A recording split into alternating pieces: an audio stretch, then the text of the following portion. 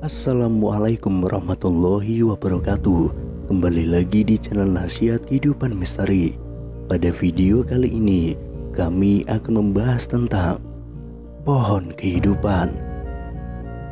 Di tengah-tengah hutan yang lebat, di suatu tempat yang lokasinya hanya diwariskan melalui bisikan dari generasi ke generasi dan tidak pernah tercatat di peta manapun, tumbuh sebuah pohon yang serupa legenda.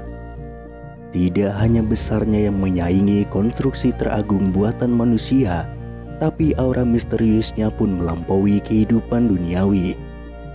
Pohon itu telah disembunyikan dari mata awam, berdiri tegak sebagai penjaga rahasia alam semesta, seolah-olah telah ditunjuk oleh kosmos untuk menjadi saksi bisu atas pergulatan waktu dan keabadian.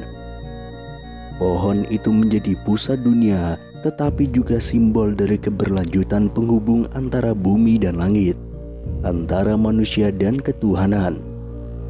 Secara umum, pohon merupakan makhluk hidup terbesar di bumi yang juga mewujudkan misteri kehidupan tentang asal, pertumbuhan, dan kematian. Awalnya berkembangnya dari benih kecil, tumbuh tanpa makanan yang jelas, tumbuh bercabang ketika dipotong, sekarat di musim dingin dan musim semi. Tapi perspektif evolusi ilmiah, air dianggap sebagai asal dari semua kehidupan duniawi. Namun bayangkan sebuah pohon akarnya tenggelam jauh di dalam bumi, diresapi dengan ujung daun dengan memberi hidup air, darah dewa, dan esensi dari penciptaan. Semua relasi spiritual maupun material manusia seakan diatur oleh hukum alam yang tidak terlihat, yang mana ikatannya merentang ke atas paralel dengan tulang belakang yang tegap. Pohon yang menjulang dan menggunung yang megah, keduanya menggambarkan secara intuisif gagasan tentang penjangkauan vertikal yang merefleksikan sumbu mundi ilahi, sebuah konsep yang menunjukkan hubungan sakral antara langit dan bumi, mencerminkan koneksi ilahi yang mendalam. Inilah pohon yang diakui oleh semua agama, namun lokasinya selalu disembunyikan. Selama ribuan tahun, simbolis pohon yang tidak tergoyahkan dan tidak pernah luntur telah menjadi model bagi arsitektur manusia dan arsitektur ilahi. Dalam membangun hubungan antar dunia manusia dan kosmos, manusia sangat bergantung pada struktur pohon. Pohon tumbuh vertikal melawan gravitasi bumi dengan elemen horizontal yang didukung batang vertikalnya, menciptakan pelindung dari matahari dan hujan. Pohon menjadi pelantara dunia manusia dalam skala mikro. Sejarah pohon juga dianggap sebagai bersemayam roh jahat, tempat komunikasi spiritual, dan tempat ibadah. Artefak kuno juga menggambarkan pohon sebagai jembatan ke surga melalui wahyu. Manusia diberikan pemahaman tentang simbol ini untuk melihat lapisan makna yang lebih dalam di sekitarnya. Pohon secara alami terkait dengan air, sebuah simbol universal lain yang sangat penting dalam konteks tanah gersang dan subur yang menjadi fokus beberapa agama. Ini juga mencerminkan kisah penciptaan seperti yang tercantum dalam Quran Surat Al-Furqan ayat 48 sampai dengan 49 dan Quran Surat Al-Anbiya ayat 30 dalam Islam, serta dalam kitab Kejadian 1 ayat 1 sampai 2 dalam kekristenan.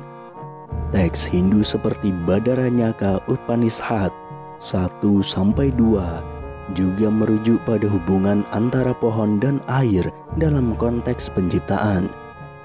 Tidak hanya dalam teks agama saat ini, sepanjang sejarah nenek moyang kita telah sangat memahami makna pohon dan air sebagai simbol spiritual penting dalam kehidupan. Di Guyana dan Bolivia ada cerita tentang hewan yang menemukan pohon ajaib yang bisa memberikan makanan kepada semua makhluk di bumi.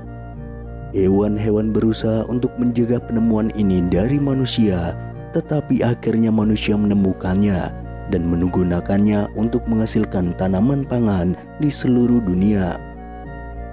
Di Paraguay, bocobis dianggap sebagai pohon yang dapat membantu orang mencapai surga setelah kematian. Herero dari Damaralan di Afrika menciptakan spesies tertentu dari pohon suci yang mereka menganggapnya sebagai nenek moyang bagi manusia dan hewan. Di Venesia, nenek moyang mereka menggambarkan alam semesta sebagai tenda yang bergulir dengan pusatnya berupa tiang atau pohon besar. Dalam mitos Skandinavia, ada cerita tentang sebuah gunung di tengah dunia yang berbentuk cakram yang dapat dijangkau dengan mencapai puncaknya pohon es besar yang disebut Yggdrasil. Cabang-cabangnya mencapai langit, awan, dan bintang-bintang, sementara akar pohonnya berada di surga dan akar lainnya mencapai air mancur yang paling suci, yaitu Urt. Raja Wilau dalam mitologi Tibet menceritakan tentang akar pohon yang berada di dunia bawah, batangnya di permukaan bumi, dan cabangnya di surga. Mitologi Jepang mengisahkan tentang pohon pinus besi yang menopang alam semesta, mirip dengan mitologi Rusia yang menceritakan tentang pohon besi dengan akarnya sebagai kekuatan Tuhan dan cabangnya mempertahankan 3 dunia. Naskah-naskah dari Teluk Persia yang muncul sekitar tahun 3500 sebelum Masehi juga mencerminkan konsep serupa. Salah satu naskah Akandia menyebutkan sebuah tempat suci yang tumbuh menjadi hijau di Eridu dengan akar kristal putih yang membentang ke dalam tanah. Tempat ini dianggap sebagai pusat bumi dan memiliki daun-daun yang seperti sofa dari zikum atau nenek moyang ibu. Rumah suci ini merupakan tempat perlindungan yang tiada manusia boleh masuk. Di sana terdapat rumah ibu, penguasa yang merentang melintasi langit. Semua deskripsi tentang pohon kehidupan ini memiliki kesamaan dengan literatur Islam dan juga legenda Babilonia tentang pahlawan Gilgamesh yang mencari tanaman ajaib untuk menyembuhkan orang sakit dan menghidupkan orang yang telah meninggal. Kisah Gilgamesh menyebutkan bahwa dia menemukan pohon ilahi yang indah yang dihiasi dengan batu mulia serta daun yang dibuat dari lazuli. Selain itu, dalam relief sejarah Asyur tergambar seorang raja berdiri di samping sebuah pohon yang dikelilingi oleh jin yang memetik daun dan memberikannya kepada raja atau menggunakannya untuk tujuan tertentu.